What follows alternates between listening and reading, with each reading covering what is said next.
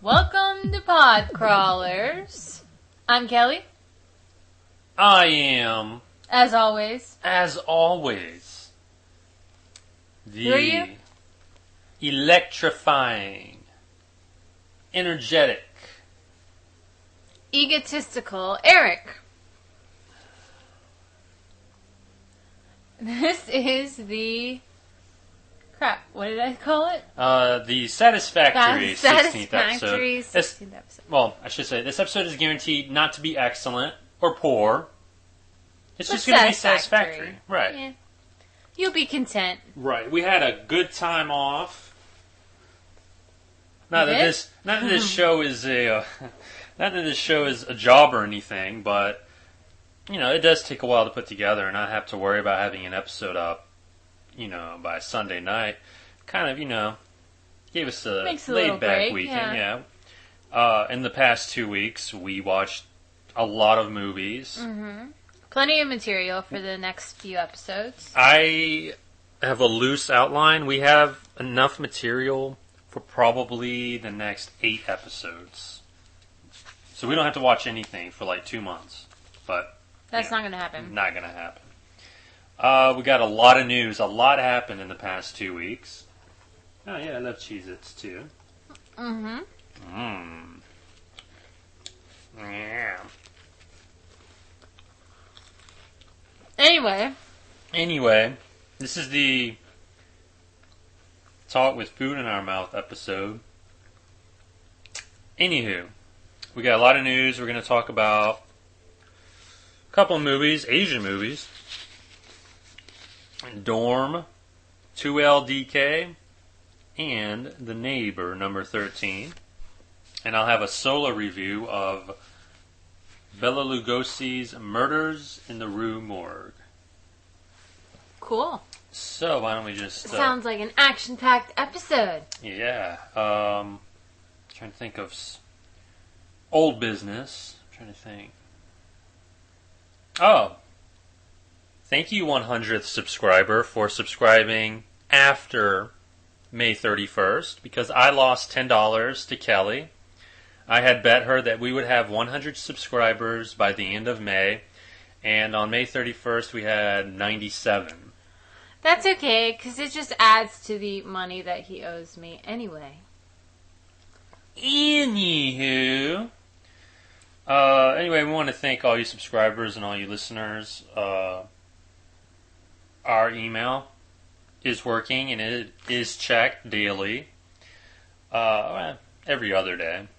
Podcrawlers@gmail.com. And I think that's all. Alright. Preliminary stuff. Let's get started with some news. Let's get serious. This is the serious 16th episode. Alright. You know what I heard? What did you heard? I heard that they're building a Harry Potter theme park. A Harry Potter theme park? Yes, they are. You know where they're building it? I have no clue. Well, when you think of Harry Potter, you think of England probably, right?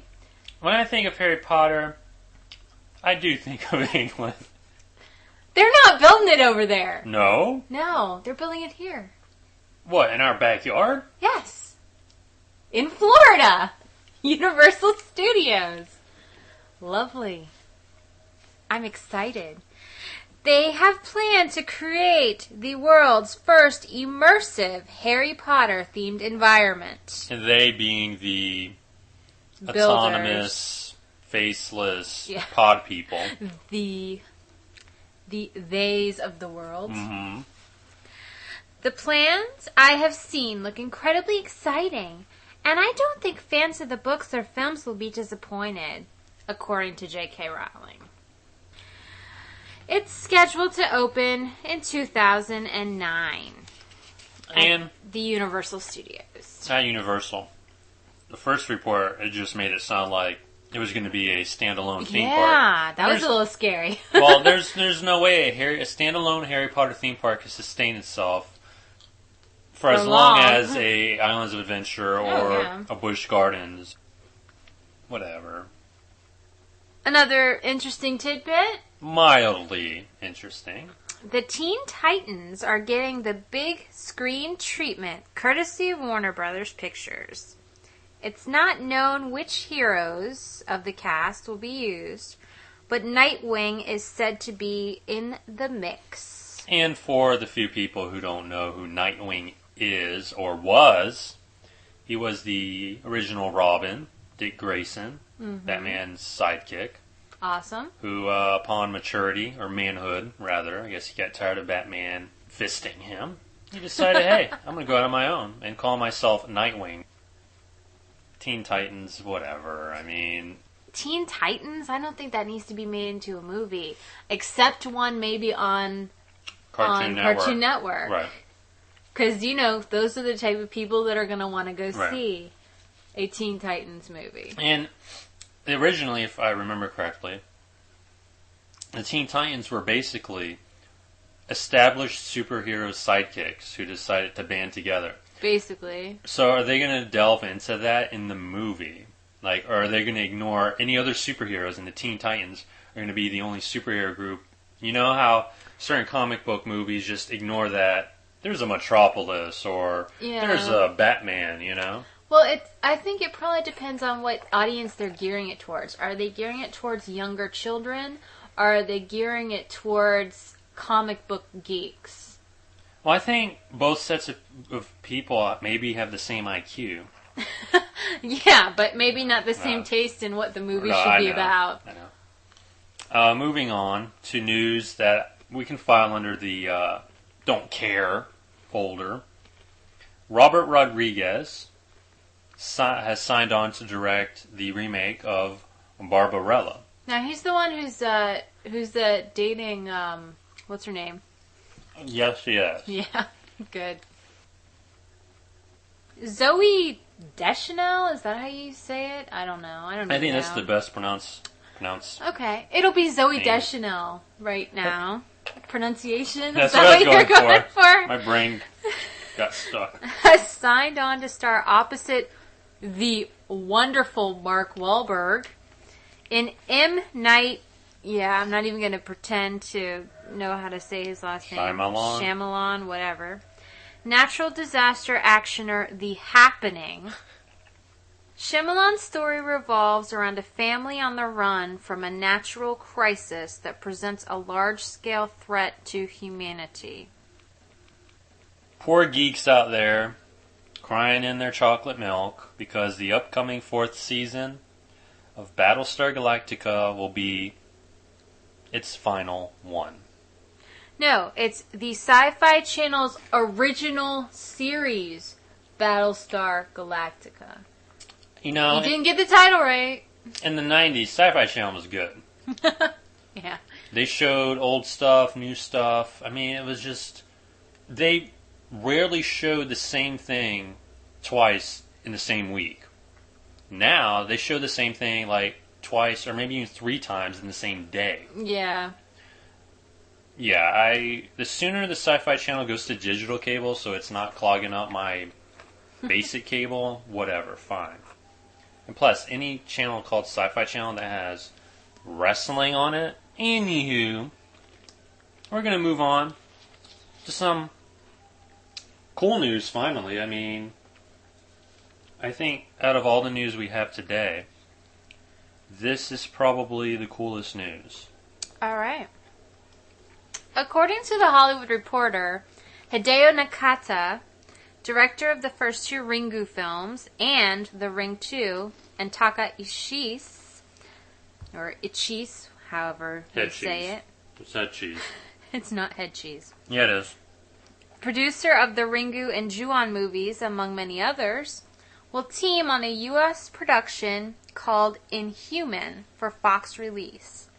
Scripted by Eric Heiserer, The film is a murder chiller loosely based on an actual Japanese case. Nakata and Ichis, meanwhile, recently completed the period chiller Keidan, which I'm thrilled to see. The latest in the latter's J-horror theater film series. Woohoo! That's some good news. Yeah. I'm looking forward to that. Both movies, actually. Although Inhuman, I'm not a fan of the whole realistic horror genre. Serial killers, but yeah, I'm not a big fan either. Sam Raimi is working on some original internet shows for FearNet, which is a horror website and video-on-demand provider. One of the first series he's going to work on, or is working on, is called Devil's Trade. And it's about 3 teenagers who are cursed after buying an item online. So basically, eBay gone to hell. Lovely. Sounds stupid. Speaking of segues, this one segue. Yeah, I'm tired. Okay. He's on today, isn't he, guys? A lot of news, too much news. Stan Lee has signed an exclusive deal with Walt Disney Studios. He is no longer associated with Marvel, so any new creations he creates will be property of Disney, and who cares? Sean Connery has said he won't be back for the next Indiana Jones movie. Oh, darn. I can file that into don't care. Yeah, I'm not really looking forward to the new Indiana Jones movie anyway, so who cares? Who cares who will be in it? Signs of the Apocalypse. Okay. Do you want to do the dishonors? Oh, sure. Mr. Mike Tyson. Iron Mike Tyson of Mike Tyson's Punch-Out fame. Great. Wants to try something new. Acting in Bollywood movies. Yeah. What's wrong with wanting to act in Hollywood movies? No, Bollywood with a B. A b-b-b-b-b. Is that a typo? Bollywood movie. No.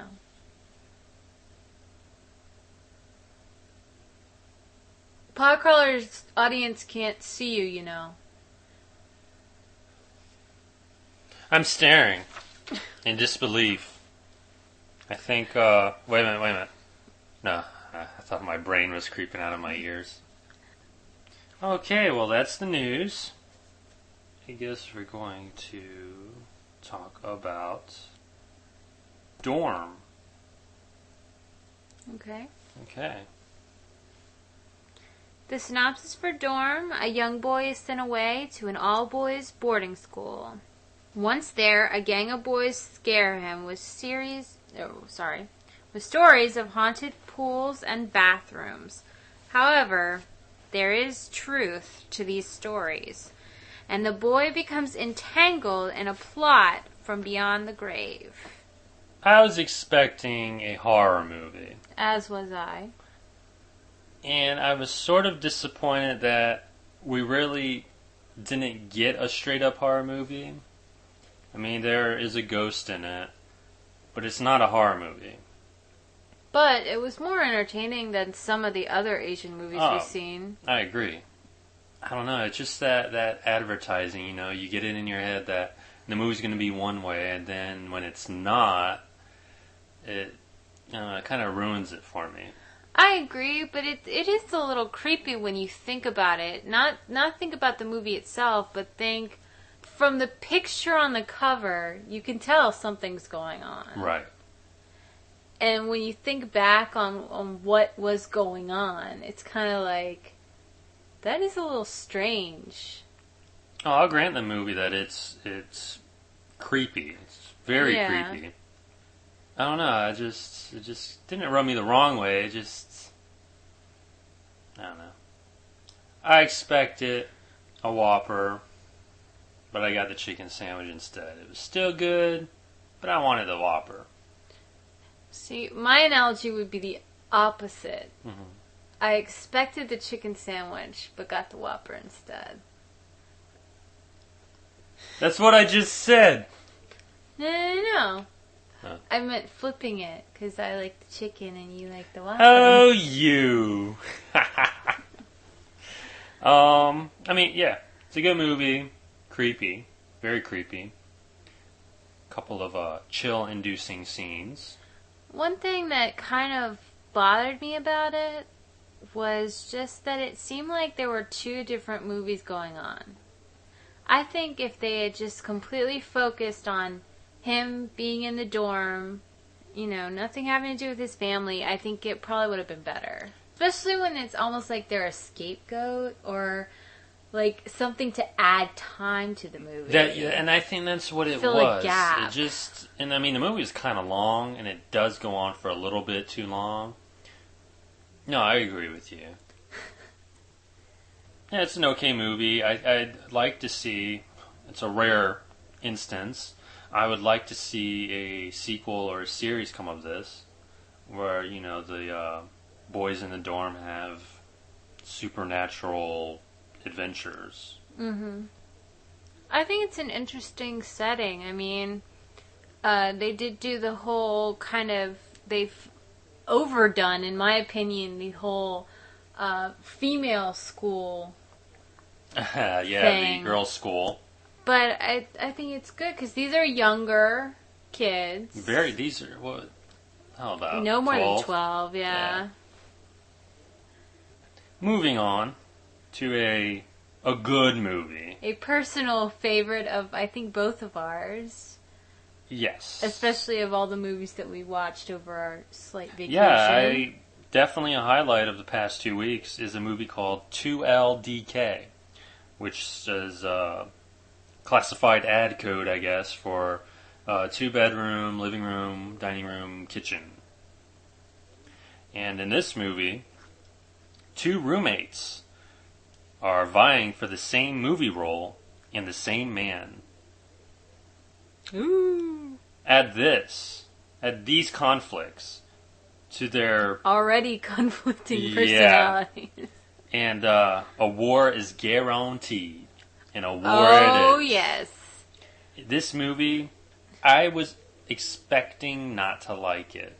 I was expecting not to like it because it didn't really sound very interesting. Yeah, it didn't engage me. We got it in the 3-pack. It was the in the Danger After Dark. Danger After Dark 3-pack, along with Suicide Club and Moonchild.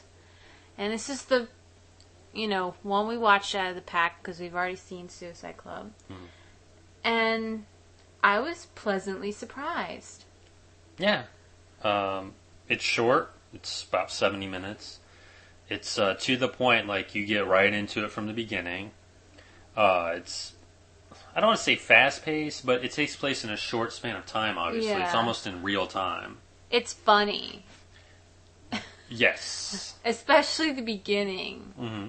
Just seeing, because the only reason these 2 girls are living together is because they are vying for the same role. So it's not like they're friends from the past or anything like that. They're basically thrown together.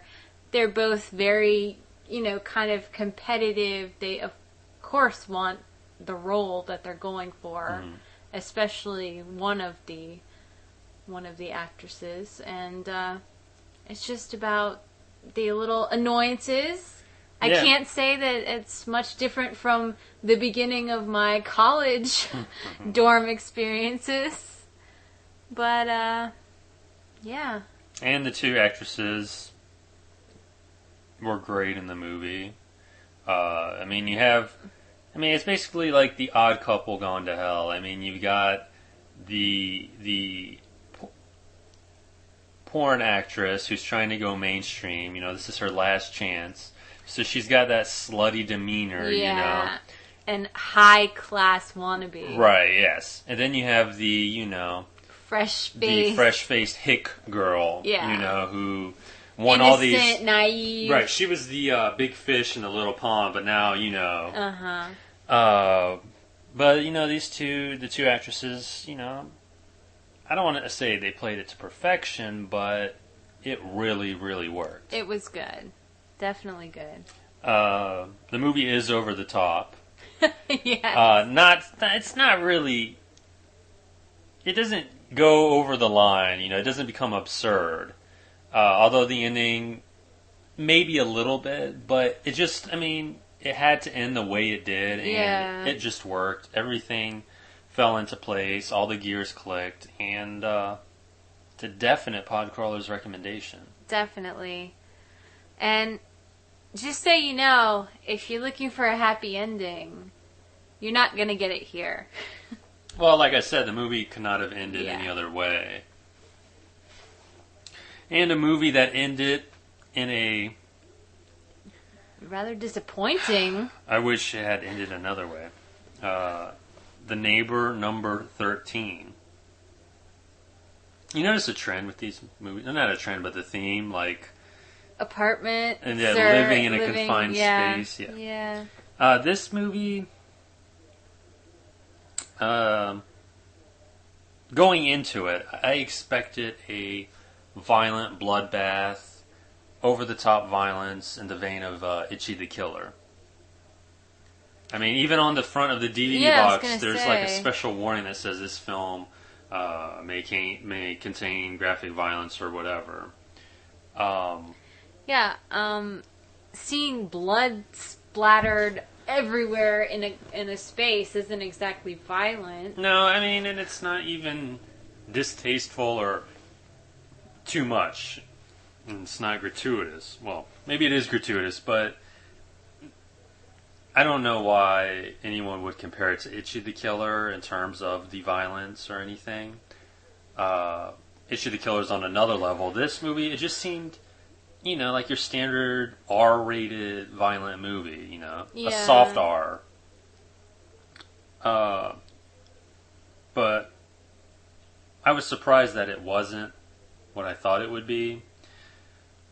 And I actually liked it until the end, which we will talk about soon. This movie is about a guy named Juzo. Yeah. He was bullied in school. He's bullied as an adult. Wait. What?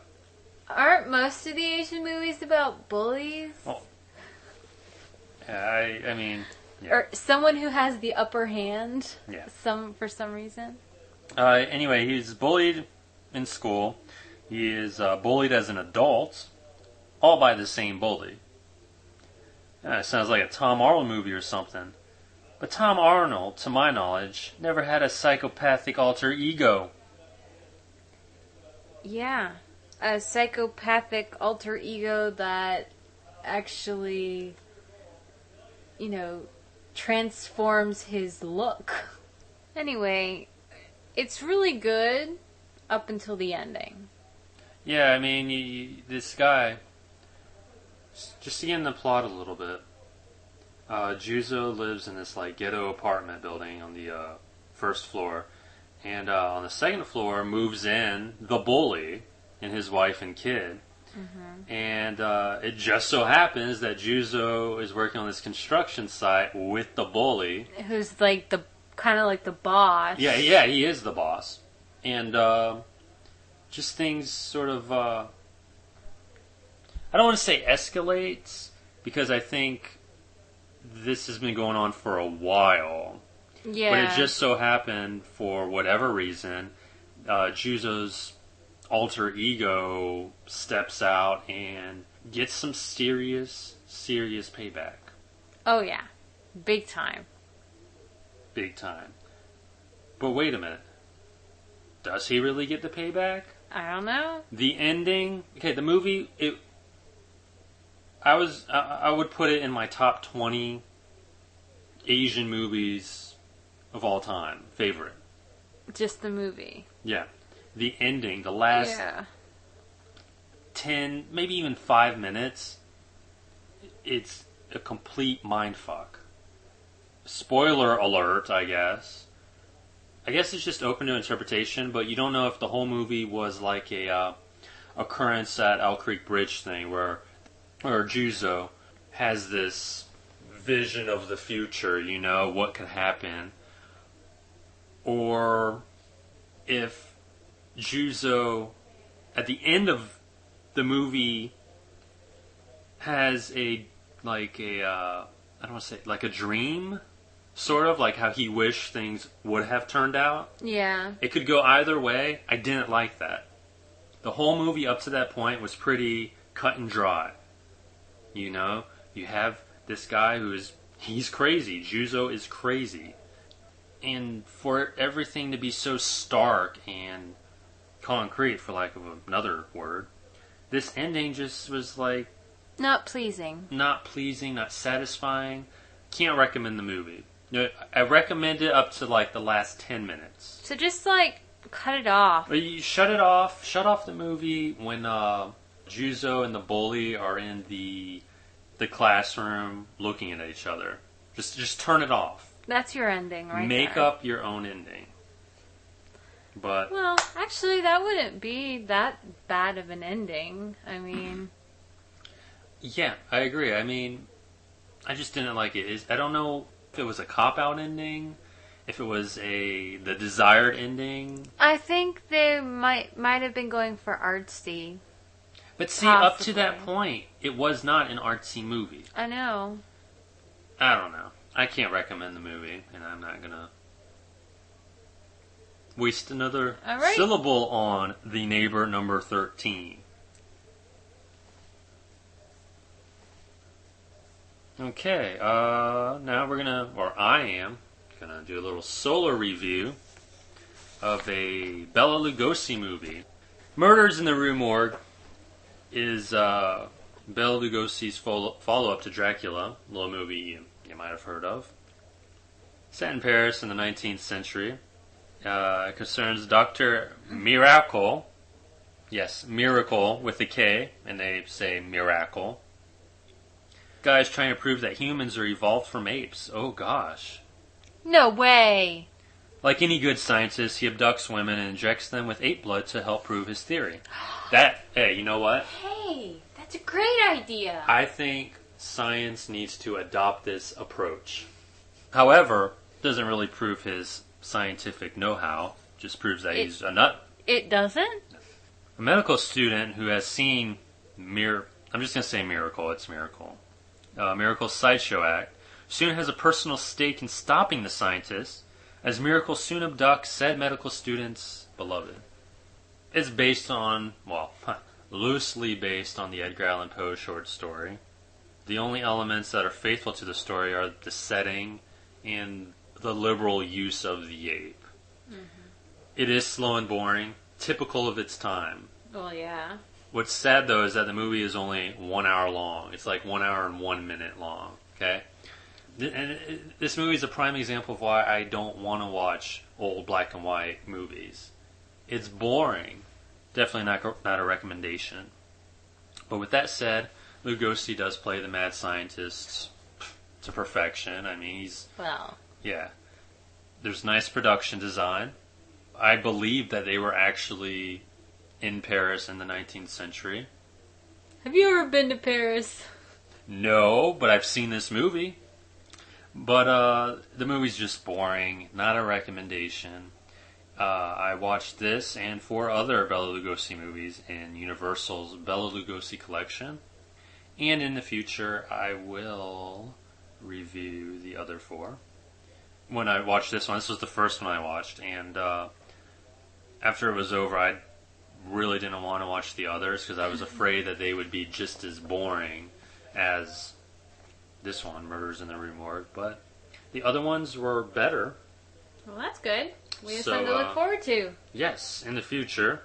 Maybe not the near future because we have tons of stuff. Tons of stuff. You know what? Let's do a little coming attraction type deal. Alright, sounds good. Movies that we will discuss in future episodes of this here podcast.